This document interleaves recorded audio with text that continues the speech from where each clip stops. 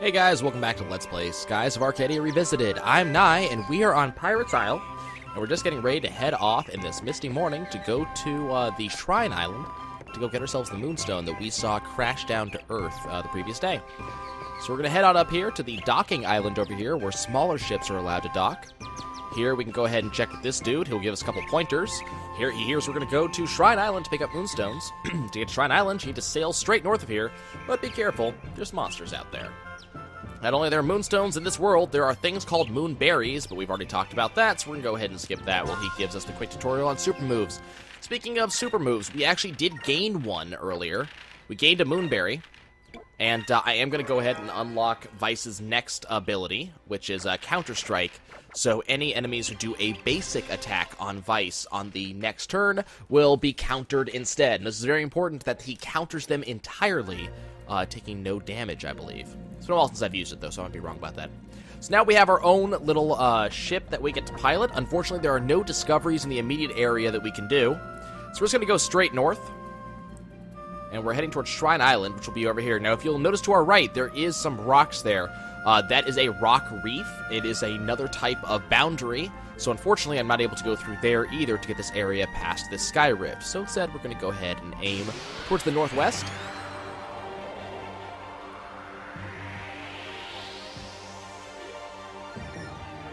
Now, in this little battle, we do have an enemy type that we've seen before, but I have never actually killed.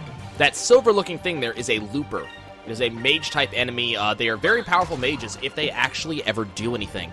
They also have extremely high evade chance. You'll notice that I'm going to fail to hit them pretty much every time I try. The thing about loopers is that if you're able to kill them, they also give fairly high... they're very weak, so if you actually hit them, they're probably going to go down. And they do give us a lot of experience. Now, if in an attack round, one of your allies kills someone while the other ally is still targeting that opponent, like just now, Vyse was targeting the looper when Aka killed it, the characters that were targeting that single enemy will then target random other enemies to attack as well, so your attacks are not lost. This is kind of important. It means that you can feel free to just auto-attack away, and you won't have to worry too much about, not getting attacks in. The same thing applies to magic spells, I believe. In fact, I don't think there's any action you can take. Off the top of my head, I'm probably wrong. But I don't think there's any actions you can take that will actually lose you your turn. So don't really worry about that all that much. We will continue leveling up red experience. And so we're going to get over here to Shrine Island.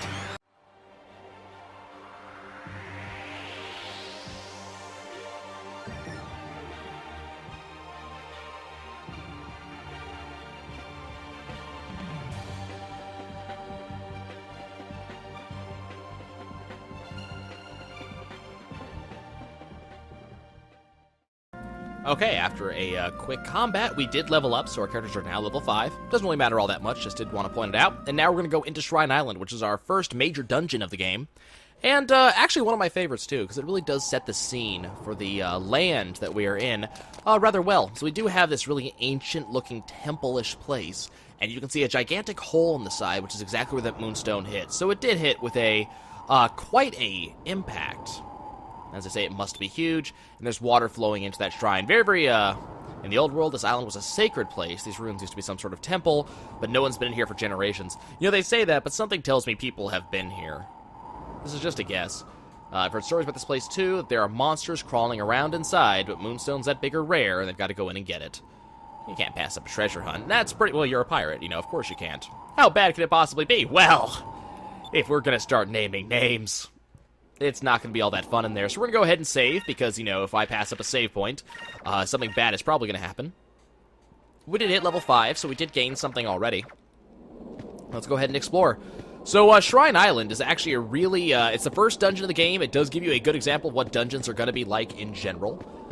By that, I mean it's going to have typically a lot of treasure inside, but more than that, you're also going to have a lot of enemies, and possibly some puzzles as well. There is a little bit of puzzle dungeoning. Not altogether that much, but it does come up. So we'll transfer ourselves into the inside, where we will have another map. Now, if you'll notice, I do have some, we're going to go ahead and marvel at the area and have a little bit of a cutscene here. So water is flowing inwards at a rather rapid pace. There's a lot of water that was out there. It's kind of amazing how much water was out there. But the place is absolutely flooded, and there's the moonstone down there at the bottom. It's actually rather huge. You're not going to be able to see it very well now. We will go look a lot closer a little bit later on. The thing is gigantic. It's very bright, apparently. It's shining through the water. How do you plan on getting it out of there? The water's getting pretty deep. So you could swim down to the bottom or find a way to drain the water. Now, I don't really know how to swim that well, and definitely not well enough to lift a several thousand-pound rock out of the bottom of a lake. So I think finding a way to drain the water is probably going to be a good idea. Now, that wasn't actually a swashbuckler choice, so don't worry about that. You can answer whichever way you like, and actually Fina has some interesting responses, basically no matter what you do. Fina goes, well, considering that I can't swim, I like that plan better. Better than what? I didn't talk about a swimming plan. But there's still one problem. How are you supposed to drain all the water out anyways? Well, Fina has a good idea about that. Fina, no, not Fina, Aka, thank you. Aka has a good idea about that.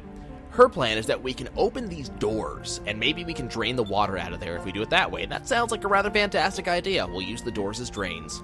So off we go. Now, do notice that I do have a little bit of a starting map here. And also notice that as I pass these, actually that hasn't started yet, never mind. But I do have a bit of a starting map, and I don't know why some areas give you map start and some do not. I think it's to kind of, if you can eyeball the area, you'll be able to sketch out a map early. I think that's the idea. So we do have some interesting enemies here, which is why I'm actually going to talk over this particular combat sequence, instead of skipping it like I did the last couple. Not only do we have loopers, do notice that these loopers, they don't seem to have an element. That's actually not true. They do. They just have a silver outline because they are of the silver element. We're not going to see too much happen with the silver element, but you know, I will say that the fact that the silver element exists and that we find it here is kind of important. Get ourselves some experience and we'll move on. Climb these stairs. We'll continue to move our way around the outside of here.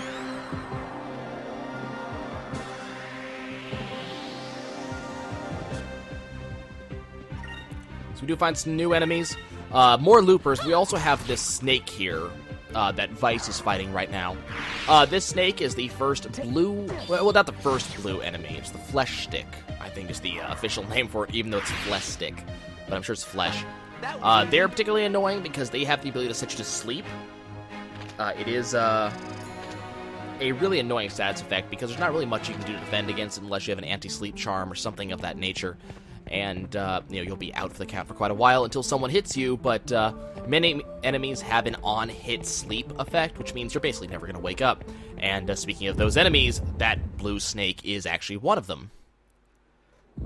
So we have initially go out, and there's that spinning thing that you'll want to investigate in a second, but before you do that, you want to go around to the outside, not the left-hand side, but to the right-hand side. So I went the wrong way.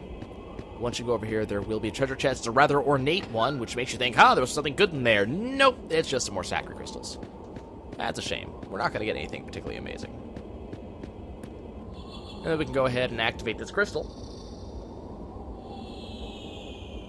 Now, do note that crystal goes in, everything glows a little bit, which makes me believe that we just added power to this place. More interesting, it causes the entire shrine to sink down by an entire story. Kind of a weird thing. Don't know why that happens. As you can see, the entire floor that we were on previously is now sunk down by an entire story. Now, the treasure chest that I just got, you can still get even after doing this shrine, but the other two treasure chests we're going to find in here are missable, so please don't miss those. Now that we have activated the power, passing by these little rings will cause them to lift up and light up. I used to think there was some sort of significance to that fact, but there isn't, so don't worry about it. If you miss it, it's not a big deal.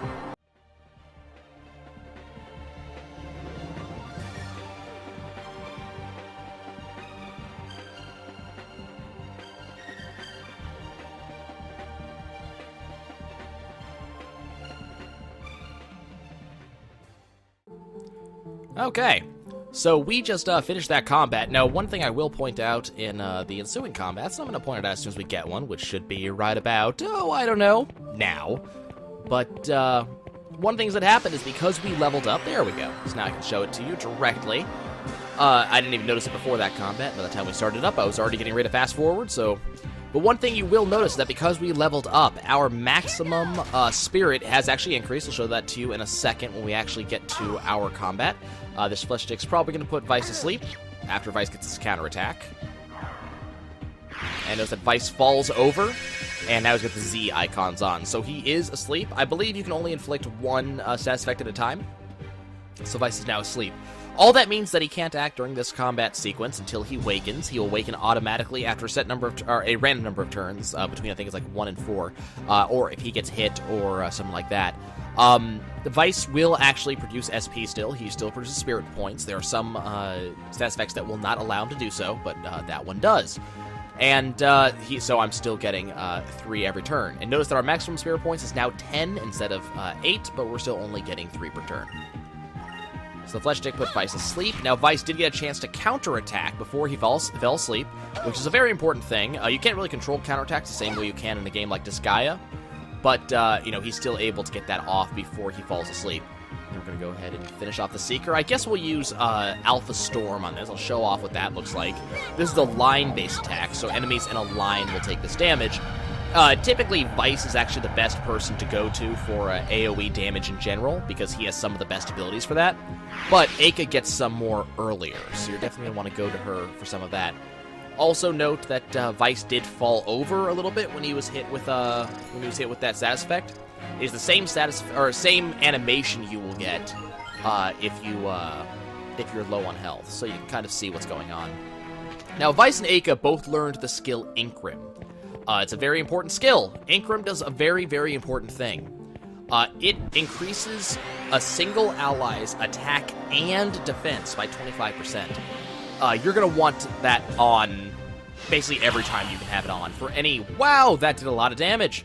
But for any... Notice how Vyse is now leaning over as he was in that previous fight when he was asleep. So this gives you, again, the... visual representation that something is not exactly going right. So we'll go ahead and skip that cutscene as we go ahead and take out this guy as best we can. I don't want him up because he can do laser a lot, and I don't want him to do that again. Okay, so Vyse just went down. People will go down all the time. It sucks, but there's nothing I can do about it. And it's no big deal. Notice that my game did not immediately end because he went down. I didn't lose. Vyse is one of a party, and so, we still won the fight.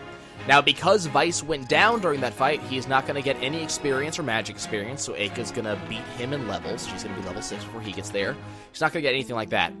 But as soon as he comes back up, as soon as we exit that combat, he's going to come back to me with 1 HP. So this means I can have Eka go into her magic. She can use Sacri, and she can get him back up. Notice the Sacri restores 500 HP. She gets him back up pretty quick. And now Vyse is up and ready to go. Inkrim is not something you're going to use every battle. Very early on, it's 1 MP per use, so you're not going to really use that a lot, because you don't actually have a lot of MP to use. It's going to be something you reserve for boss fights for the most part. But it is very important to have, because most bosses do hit particularly hard. So now we are outside the temple, for the most part, and notice that now I don't have that map setting up. We've got a cool little lens flare, as we see the fact that we are indeed outside the underside of the temple, open to the elements. You could fall off really easily, except the game's not allow you to fall off. It does, however, allow you to encounter a new enemy type. I was just making a guess there, but there it is. So we got the very big fish. This one's a Gruder, almost a grouper, but not quite. It is ice type, that is what purple means, which I forget what that's weak to, but there's another enemy type. It is a large type enemy. That doesn't really mean all that much. It has a very large character model. That may actually matter a little bit when it comes to like AoE effects, because I don't use them all that much. We're not going to really care. Purple magic does have the ability to use the spell Panica, which is basically confusion. So Vyse is going to remain confused for a little while. It is a different... well, not going to remain confused at all. He immediately got rid of it. Confusion is, as I said, a very interesting... darn it, that's not what I want to do. We're going to skip that because we don't need to see that. That's Delta Shield, so any spell that gets used, like for instance, if this Gruder tried to use Panica again, which it apparently will, it's going to immediately fizzle as soon as it uses it because it's a magic spell and we have Delta Shield up. Delta Shield's a fantastic special ability. It's used in pretty much every strategy against every hard boss in the game, because typically those bosses will use some measure of magic spell, and you just want to get rid of it. Unfortunately, what it means is that Eka is little more than a spell shield on a stick. Every so often, she may eventually actually use an ability, but that's about it. So now we know what Eka's used for the majority of this game. Vyse is your main damage dealer. And so that's basically it. So that's going to be the majority of our strategy when we come to boss fights, and I'm just trying to get it set up early. We're going to do the more cool stuff later on. You'll see Vyse do some amazing abilities. Eika will eventually get some, but that's going to be down the line. For now, we're just going to go ahead and kill all of these guys, and then we'll move on. I'm going to have to heal up Eika, but you can kind of see how the ebb and flow of this particular RPG goes. And it's like most RPGs. There is a little bit of... Vyse leveled up to 6. Fantastic. There's a little bit of grinding. There's a lot of combat, stuff like that. Let's go ahead and get Eika to heal us up. I will point out that magic is a little bit more efficient than like items are. So I'd much rather use the Sacri ability than the Sacri item. At least for now. Later on in the game, my thoughts on that are probably going to change once we get to the probably 2/3 mark of the game. That's when items are going to be a lot more usable to get, easy to get, because we're going to be able to afford a ton of them. But that's down the line.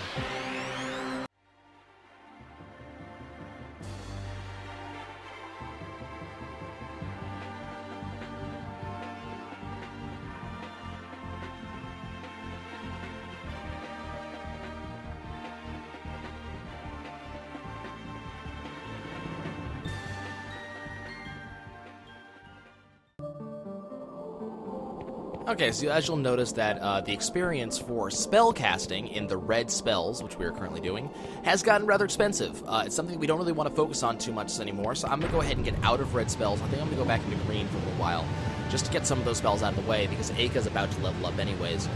Green spells are going to be healing spells. I would like the next level heal as soon as possible, just because it gives me more healing. It's a little bit nicer, so we're probably going to go for that. We just drained a lot of water out of this particular area, which is great. And we want to go over here to the left, I believe, so we can go get our next treasure chest. So let's head out this way.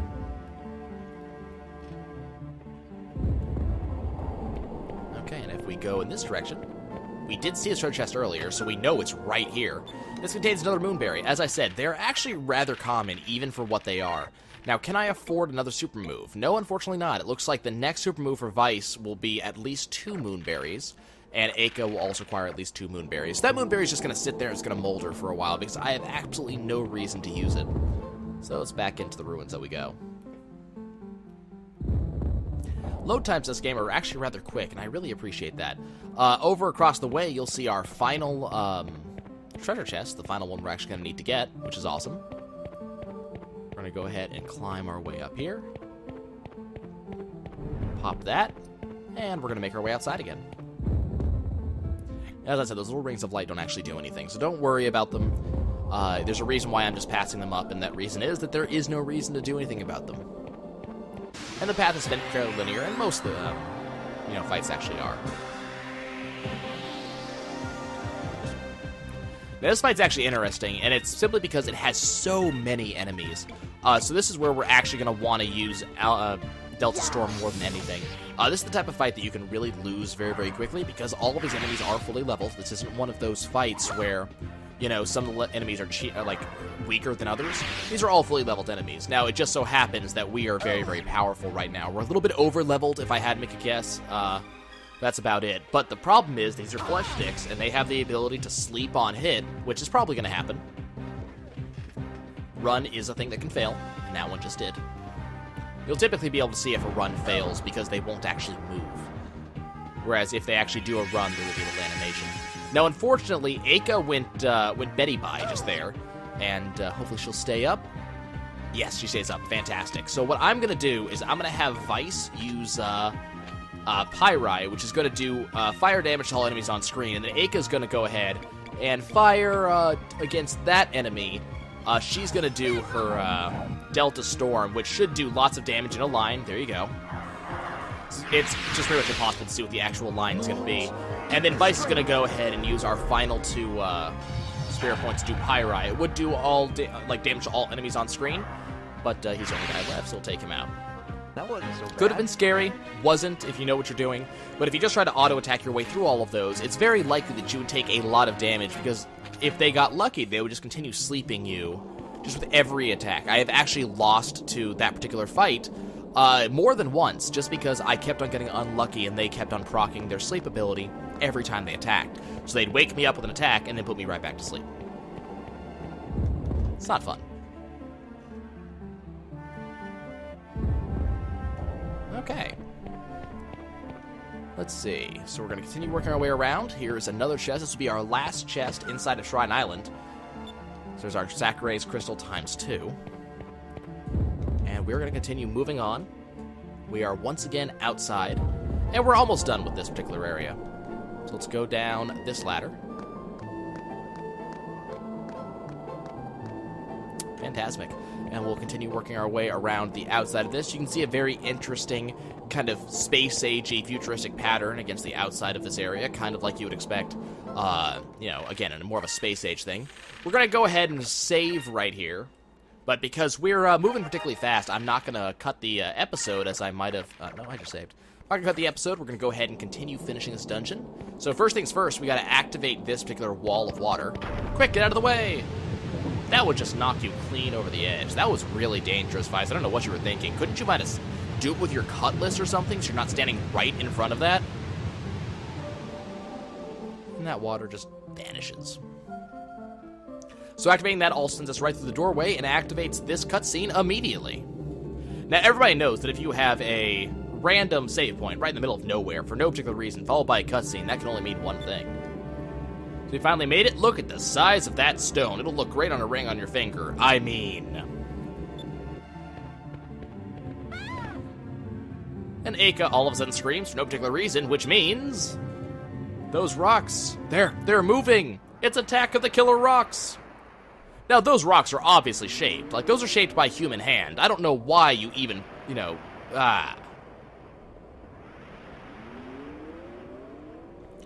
So this rock puts itself together and creates our current boss. And notice the music says that our health is a little bit lower than it should be, which is not a good thing. Not a good thing at all. Now, among all the things that I love about this game is that the attention to detail. Specifically, how the game is paying attention to where I am at the time. I'm in the middle of Shrine Island, but right next to that boss, you can very clearly see the moonstone that I want to get. So you can see where it is. You can see that that it's right next to him, which is a very cool thing. I really like that. So target search is this boss's way of saying, hi, I'm about to do something really mean to you. He skips a turn in order to tell us, you know, this is about to happen. Typically on this turn, I'd want to use an Ink Room, but because he's about to use his ability, I want to get both of my allies guarding. Because this ability, Blaster, can do a lot of damage, where it turns its hand into a gun and fires a gigantic beam out at all of our allies. It hurts. So what we want to do is we want to immediately pop Ink Room on both of our characters. Not only will this give us a 25% increase in our damage, which means the fight will go a lot faster from here on out, but it's also a 25% increase in defense as well, which means I'm going to take less damage in general. I don't know, and I don't think that it is magic defense as well, but magic is not a very common stat for you to be attacked with. It's typically just straight up attack. So this is going to be a safe use of your turn. So he's going to target search again, which means that I need to defend again next turn, which is absolutely fine. Let's go ahead and hit guard. And here comes Blaster once more, and let's see what the difference is in damage that we're going to take. So we took about 137 to 187. Now we're just going to take 164. So we took a little less damage that was directed entirely directly at us. So let's go ahead and do a Cutlass Fury, followed by an immediate Aka smacking this guy in the face with her boomerang, and we're going to see exactly how much damage we're going to do, because it should be a fairly sizable amount. That's 290 damage right off the face there. That's no small amount. You're going to see once we do the actual auto attack from Aka. She's only doing about 82, so we're doing, again, about 2.5 times the amount of damage, maybe a little bit more, maybe even 3 times the amount of damage that we typically do with random auto attacks. So Aka's taking a fair amount of damage off of those auto attacks, and that's, you know, not good. We don't want to be taking this damage. So we're going to make sure to drop some Sacri Crystals, make sure our allies stay up, because we do not want to lose this fight. Again, I have lost this fight. This is one of the fights I have lost in the past. It gets less likely that I have lost the fight the further we go in. So again, look, about 2.5 times. He's going to auto-attack, do a little bit of damage, and then he's going to target search again, so I got to make sure that I get Vyse healed up before the next turn, which is impossible. I can't get Vyse healed up before the next turn. So what I'm going to do instead is Vyse is going to heal himself, and so is Aka, and hopefully we're going to beat this thing to the punch, which we did. Now, potentially this thing may actually take its turn before Vyse takes his. Nope, doesn't matter. I'm not worried. Sacri Crystals are pretty cheap. We're going to get a lot of them in the end. I don't really worry about using a couple. So this is going to be an unguarded blaster. You can kind of see how much damage this is going to do. Lots. That's why you want to guard against that. But that's the other reason why I made sure that Vyse actually had his defenses up, or that he actually got healed, because that would just take him out immediately. There's nothing I would have been able to do. And there's my favorite music. So we'll just go ahead and press start to skip that cutscene, and we'll continue to kill this thing. And this thing's going down pretty fast. I mean, this is not a particularly long fight against this boss. Typically, bosses aren't really long fights in the first place. So we're going to finish this thing off. As long as it doesn't do target search, I'm happy. It did blaster quite a lot for the very start of this battle, which is unusual. Typically, it doesn't do quite that much. Also note that I didn't actually go and get defensive upgrades for my characters at the very beginning of the game. I didn't actually get them better armor, so that did cause me to take a lot more damage during this fight than I typically would have. But no big deal. We defeated this thing, and I completely forgot to take my weapon off of red. Now, that's not me saying that would have changed the fight at all. The fight would have gone exactly as it did just now, because that thing was a silver-based enemy, which has no weaknesses in the first place, so no element would have changed anything in either direction. But all the match experience that I got is going to go towards red, which is not necessarily a bad thing. And there's yet another Moonberry, so we're getting a ton of those things. So that thing's broken apart. Not going to be getting back up. We just beat the crap out of it using swords and a boomerang of some sort. An ancient guardian of sorts. So look how big that rock is. You can kind of see in a general idea how big it is compared to Aka and Vyse. They're going to have to carry this thing out somehow. But it's going to be, see how big this thing is. She's getting her hands around it. It's going to be kind of a big deal. They're going to have to haul it out. And here's Aka and Vyse's amazing, slap hands thing. And we have received the raw moonstone, which is a very cool, thing that we've gotten. Now, before we finish up, we've got a cutscene we need to watch. So let's go ahead and do that. So this is the Lookout Island, where our guy, I can't remember what the name of the flag signals. I'll remember it eventually. Tell us something or other. But he's stretching, he's getting ready for work, of staring at the sky for no particular reason all day long. Looks like it's going to be another nice day today, not too windy. There's the bell, time to get to work. Let's stand and stare. Let's loosen up, look through our legs, bend backwards, and what the hell is that? That's 6 ships coming towards us. Uh-oh. That's not good. Those look like Valuan ships. They're approaching from north-northwest, distance about 1.5 leagues. It's the Imperial Armada.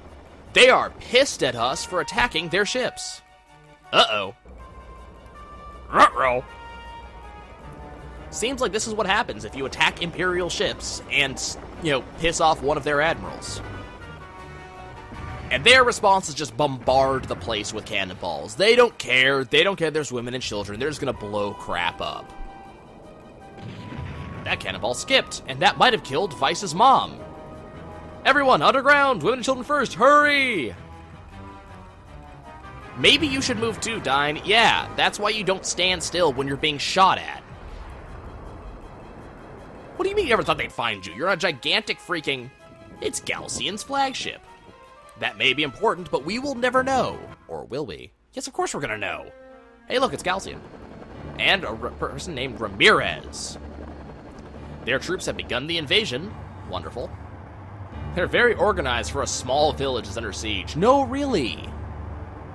Their leader seems particularly capable. Perhaps Admiral Alfonso was in over his head. I assume so, that pretty boy. Here's the battle's over. Retrieve the girl and wipe away the dead. Oh, wrong game. And bring her to me. Capture the air pirates, and we'll interrogate them when we return to Valua. That sounds really bad. They're going to destroy the ship? Oh, no. And if they resist, what should I do if that happens? I don't think they're going to do that, but if something should happen, burn the village, kill them all. Let the bodies rot in the sun and leave one of our flags. Set an example for others who may defy us. Right there, they give us an example of just what this guy is like. Well, that's bad. And Vyse and Aka were away while this happened. Oh, no. Well, guys, that's going to be about it for me this episode. We did finish up Shrine Island. We got ourselves the raw moonstone that we wanted, which is a very important thing. It's going to be the most important object that we will ever gain throughout the entirety of this game.